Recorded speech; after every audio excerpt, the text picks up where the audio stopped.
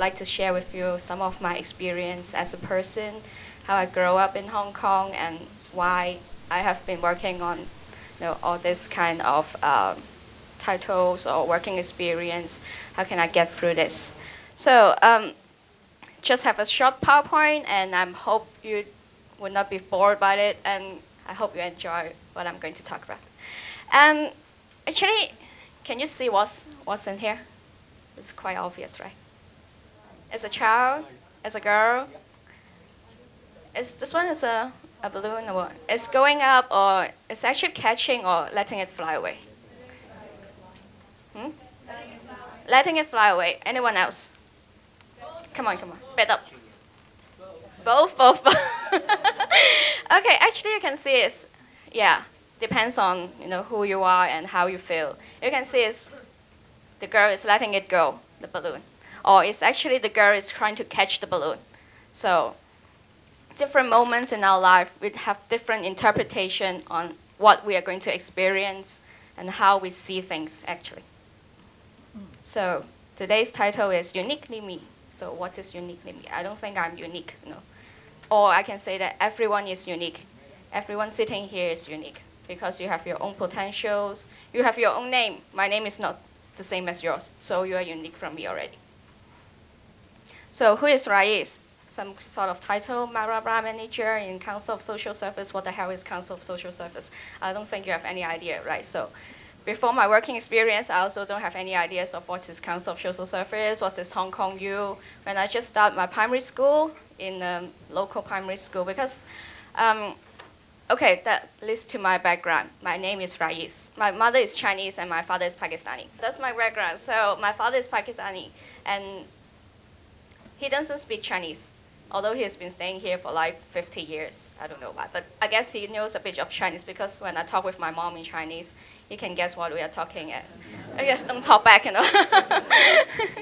So, but, because my father came here for about 50 years ago, and he actually did not know quite a lot about Chinese or Chinese culture at that time. And he really wanted his children, because I have an elder sister as well, he really wanted his children to grow up in Hong Kong, to stay in Hong Kong, to have a better life, or for career, or for living.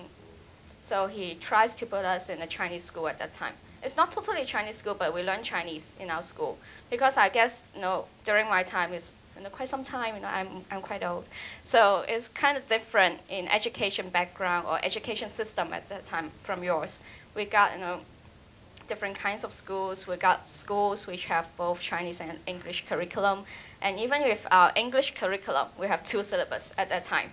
So my school, we teaches most of the subjects in English, but we have Chinese courses, and we also learn about Mandarin. So that's sort of my education background. So when I grew up, I've studied with my Chinese friends, because we got a few ethnic minorities over there, but we don't call them ethnic minorities at that time. We just call them non-Chinese students, or students from the French streams, because we do not classify people as how we classify people as such right now.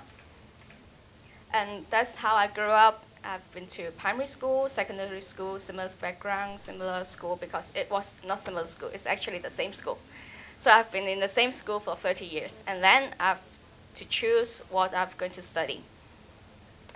Actually, I am a social worker. So besides because most of the time I would not like to address myself as a researcher or a doctor. Rather, I would say I'm a social worker or a community worker, because in such a way, I can be more friendly with other people. Just such kind of title things, I hate that. And so, after my secondary school, I tried to look for what I would like to study. And that time, I have no idea what I would like to study, because my family was quite a traditional family. Most of my family decisions were made by my father, and he actually had some sort of dream about how his daughters should grow up into. So he always would like us to be teachers or doctors, but I have no idea at that time what teachers and doctors are about. So I tried to just live on his dream. whether he wants me to be a teacher or doctor. So, you know, initially he really wants us to be doctors. My sister worked really hard on that goal, so she finally succeeded. But I'm not that hardworking. So I tried to go to the science stream because, it's what my father's asked me to do, a doctor's, oh, okay, I go to a science stream in Form 4 and 5. But then actually I'm not that interested in. So my academic results were not really that good, so I proceed to Form 6 and 7. Well, I can't get back to the science stream because I was so poor. So and at that time, I tried to think about what I really wanted to do because I'm totally not interested in science. So why I have to be going through that process of that 2 years just like torturing me in the science stream? But then try to have some more idea of what are the opportunities I'm going to have when I'm going to the university, just like what kind of subjects they provide, what kind of courses, and what kind of trainings I could get. So I've been going through different kinds of materials about university or further educations, and also trying to talk with different people. So finally, I get to have an idea of what social work is and what are they going to teach me in social work. Because during my secondary school years, I've been working as a volunteer and also a Girl Guide. So I've been joining different kinds of volunteer organizations and also trying to involve myself in some service organizations. So I pretty get interest in working as a social worker. So I try to have some sort of dream or life direction in my later secondary school year. So that's how my education part is. What I would like to say is what my life is. We have different parts to play in our life. I've been talking about as a daughter just now, as a student, and as a colleague, at one of my part as well, as a Muslim girl, and as a Muslim woman now. It's kind of ordinary.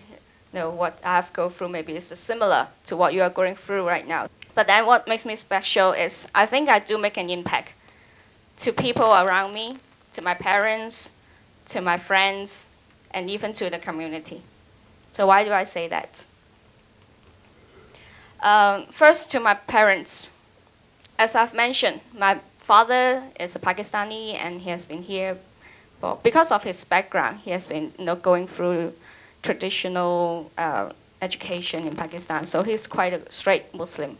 And at that time, I mean, not religiously straight, but he has some sort of opinion of how a girl should be in a society and how a girl should act in a family.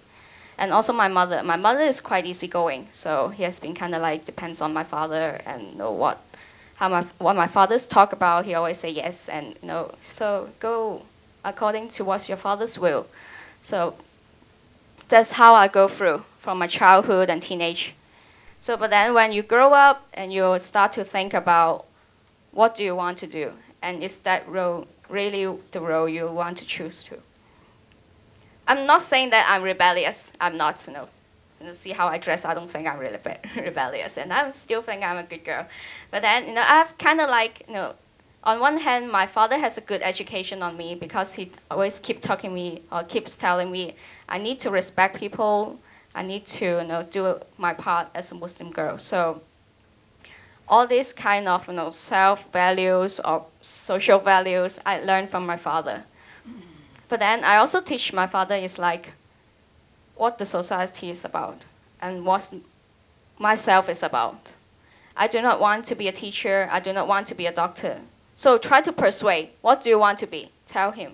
So it tends to take time for him to understand what social worker is, because in his concept, he does not have any idea of what social worker is or community work is. And I did use quite a lot of time.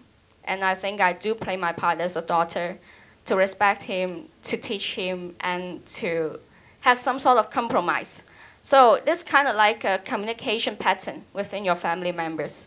We communicate, we compromise, we negotiate, but not just like rebel, walk away, I'm not your daughter anymore. No, that's not the life. And another role is, how do I work as a Muslim? I'm not religious, I didn't put my headscarf in some sort of way. I don't think I'm really religious. But then try to understand what a Muslim is, what is Islam, and enjoy it because it's part of your life and something you have to go through and something you really learn from being religious. Not just Islam. If you're Christian, if you're Catholic, try to learn from your religions because religions really gives you some sort of power and support during your crisis. So on one hand, learn about it. On the other hand, try to think how you are going to incorporate your religions or some sort of social values, not just your religion, but what you believe in your life and how are you going to execute them. So try to ask yourself more questions. Do I really want this? Is this book really I want to read? From asking that, you know what you want. So try to know about your potentials. Try to take it out, your potentials, and what you are good at. You may not know at this time, just like me. When I'm in your age, I do not know anything about myself. But keep asking people, keep meeting people around you, talk with your friends, talk with your teachers, then you will know about your potentials. And as I've told you, never limit your choice in your life because from time to time, you have different kinds of chances in your life. Just as when I'm at secondary school or when I'm in the university, I just study, or you can choose as a student, you can just study your books or just take the exams. But then the school has provided you with a lot of extracurricular activities. Your teachers from time to time have given you different kinds of assignments, giving you different kinds of opportunities for you to learn about yourself. Just like a dance group, they dance really well. So they do make an effort on this. They do use up their time to train up themselves. That's the chance they've taken. So how about you? Are you going to use up these chances? Try to make yourself full during your life. Use more of these chances. Chances are there, but just depends on whether you're going to take it or use it. So just prepare, because through these chances, you will know about yourself more. You will know about what you want to be in your future. But then, of course, we do have positive and negative experience. Just like I told you, my exam results were not good.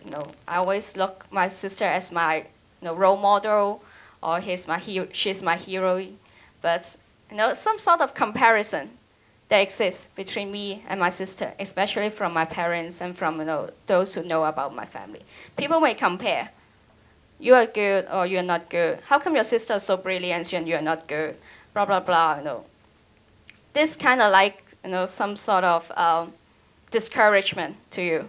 But then you have to go through this encouragement, and people have expectation on you. That's actually a good thing, because you think about, are their expectations good? Whether I can achieve this, or whether these kind of expectations are just false, I am doing myself, I do myself good, I think I'm good. So, but then expectations always give you an opportunity to reevaluate yourself. So that's how I go through myself. From time to time, because I've been involved in the community work, I try to work more on, as a social worker, you have to meet different kinds of people. Then you will discover that there are lots of people who are not as good as you, or they have problems that you may be able to help them. So that's how I go through my career as a social worker, and afterwards as a community developer, and helping for the legislation for the discrimination part. This also trained me, to be a better person, to able to speak up, not just for myself, but people I know about, and those who may not have the power to talk about themselves. So always keep yourself vocal, try to meet people, and try to speak up. So think big and act small. Start small, just as every one of you. You can think really big, but start step by step. Then you actualize yourself. Thank you.